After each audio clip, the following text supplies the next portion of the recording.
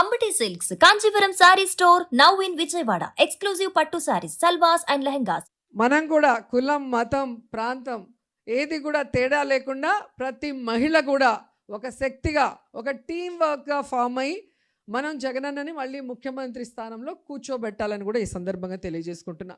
ఎందుకంటే ఈ మహిళా దినోత్సవం రోజు రాష్ట్ర వ్యాప్తంగా ప్రతి మహిళ కూడా జగన్మోహన్ రెడ్డి గారు అధికారంలో ఉన్నప్పుడు, ఇప్పుడు కూటమి ప్రభుత్వంలో అధికారంలో ఉన్నప్పుడు మహిళలకి ఏం మంచి జరిగింది అనే దాని మీద బేరీజు వేసుకుంటే ప్రతి మహిళ కూడా ఈరోజు కూటమి ప్రభుత్వం అధికారంలోకి వచ్చిన విధానం చూసి పాలిచ్చే ఆవును వదులుకొని ఎగిసెగిసి దాన్నే దొన్నపోతం తెచ్చుకున్నామని ప్రతి మహిళ ఫీల్ అవుతుంది. 20 నెలల్లోనే ఎప్పుడు ఎన్నికలు వస్తాయా, కూటమి ప్రభుత్వాన్ని కూకటి వేళ్లతో పెకిలించి పడేద్దామా అని ప్రతి మహిళ కూడా ఎదురు చూస్తుంది. ఎందుకంటే జగన్మోహన్ రెడ్డి గారు ఉన్నప్పుడు మహిళా సాధికారక పాలన మనకు అందిస్తే, చంద్రబాబు నాయుడు కూటమి పరిపాలన ఏమి ఇచ్చింది? నారావారి నరకాసుర పాలన ఇచ్చింది. ఈరోజు రాష్ట్రంలో చూస్తే మనకి గౌరవం లేదు, ముఖ్యంగా రక్షణ లేదు. ఈరోజు ఒక హోంమంత్రి మహిళ అయి ఉండి కూడా మహిళలకి రక్షణ కల్పించలేని దౌర్భాగ్య స్థితిలో మనం ఉన్నాం. ఆమె హోంమంత్రి పదవి తప్ప అన్నీ చేస్తుంది. ఆటలాడుతుంది, పాటలు పాడుతుంది, డాన్స్ వేస్తుంది, అని కూతలు పెడుతుంది. అమ్మ, నీకు ఇచ్చిన పదవి హోంమంత్రి అమ్మా, ఆడవాళ్ళకి రక్షణ కల్పించమ్మా. ఎవరైనా తప్పు చేస్తే వాడు ఎవడైనా కూడా వాడిని శిక్షిస్తే రెండో తప్పు అనేది జరగదు అంటే దానికి ఆమెకి టైం లేదు. అలా అంటే ఇంకో ఆమె మంత్రి ఉంది. ఆ మంత్రి పిఏ మీకు ఉద్యోగం ఇప్పిస్తాను, నాతో వస్తావా అని చెప్పి ఆడవాళ్ళ జీవితాల్ని నాశనం చేస్తుంటే ఆ మంత్రి పట్టించుకోకుండా జీవితాలు నాశనం అవుతుంటే చూస్తుంది. ఇంకో ఆవిడ ఉంది, అనిత, సవిత, సంధ్యారాణి. ఈ ముగ్గురు మంత్రులు అవ్వటం మహిళలుగా మన దురదృష్టం అని చెప్పుకోవచ్చు. ఎందుకంటే మహిళా మంత్రులు ఉంటే మహిళలకి సంక్షేమాన్ని అందించాలి, మహిళకి భద్రతను అందించాలి, మహిళకి రక్షణ కల్పించాలి, మహిళా సాధికారత దిశగా పనిచేయాలి. అలా చేయని ప్రభుత్వాన్ని నిలదీయాలి. అది వదిలేసి ఈరోజు టింగు రంగా అని చెప్పి చంద్రబాబు నాయుడు గారిని తీసుకొని ఈ మంత్రులు మహిళా దినోత్సవ వేడుకలు అంటూ ఈరోజు ఒక డ్రామా చేస్తున్నారు. మీరు అందరూ చూస్తారు. అసలు కూటమి ప్రభుత్వానికి, ముఖ్యంగా చంద్రబాబు నాయుడికి, అనితకి, సవితకి, సంధ్యారానికి మహిళా దినోత్సవ వేడుకలు జరిపే అర్హత ఉందా అని అడుగుతున్నా. ఎంత సిగ్గుచేటు చెప్పండి. ఈరోజు రాష్ట్రంలో 6 ఏళ్ల అమ్మాయి నుంచి 60 ఏళ్ల ముసలిదాన్ని వరకు రేప్ చేస్తున్నారు, దాడులు చేస్తున్నారు. వాళ్ళ అధికారాన్ని ఉపయోగించి లొంగ తీసుకొని వాళ్ళ జీవితాలు నాశనం చేస్తుంటే ఈరోజు ఎవరైతే కంప్లైంట్ ఇస్తారో ఆ మహిళల మీద కేసులు పెడుతున్నారు తప్ప, తప్పు చేసినా తప్పుడు వాళ్ళ మీద కేసు పెట్టకుండా వాళ్ళకి మళ్ళీ కొమ్ము కాస్తున్నారు. వీళ్ళ మహిళా దినోత్సవం చేసి మహిళలకి మంచి చేస్తామని చెప్తే ఈ రాష్ట్రంలో ఉండే మహిళలు నమ్ముతారా?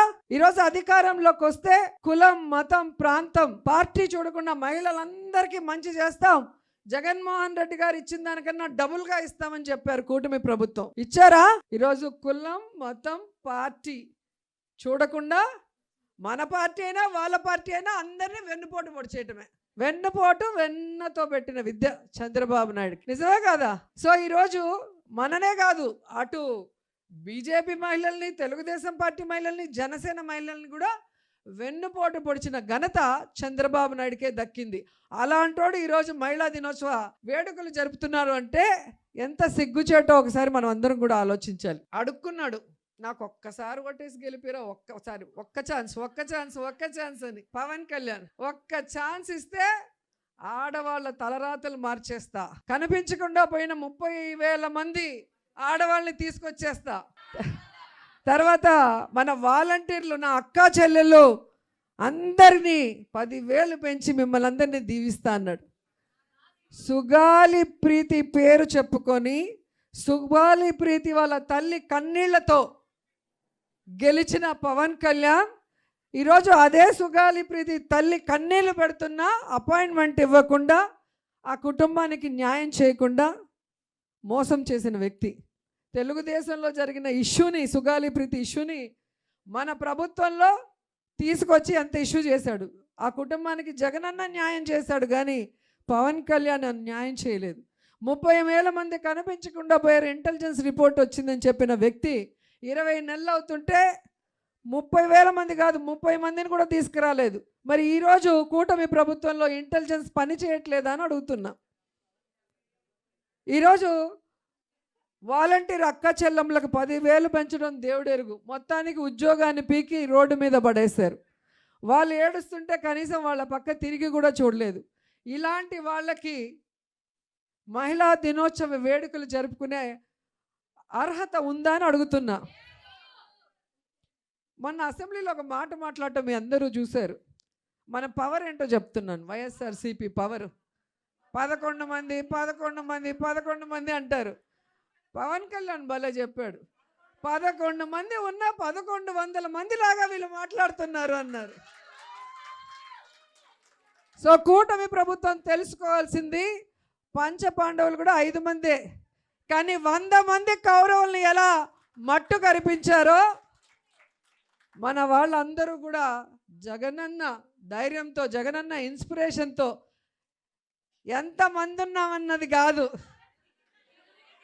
బుల్లెట్ దిగిందా లేదా అనేది ఇక్కడ అసలు విషయం. ఈరోజు మనం ఇంత ధైర్యంగా గర్వంగా ఉండడానికి కారణం ఏంటి? జగనన్న ప్రతి కుటుంబానికి, లబ్ధిదారులు అయితే చాలు, పేదవాళ్ళు అయితే చాలు, వెల్ఫేర్ కానీ హౌసింగ్ కానీ ఏ విధంగా ఇంటి వద్దకే వాళ్ళ అకౌంట్లకే, ఎవరి ఇంటికి పోయి ఏ లీడర్కి కూడా సలాం కొట్టాల్సిన అవసరం లేకుండా ఇచ్చాడు. అలాగే రేషన్ కానీ మెడిసిన్స్ కానీ వారి ఇంటి వద్దకే వెళ్ళి ఇవ్వటం జరిగింది. పెన్షన్స్ వారి ఇంటి వద్దకే వెళ్ళి ఇవ్వటం జరిగింది.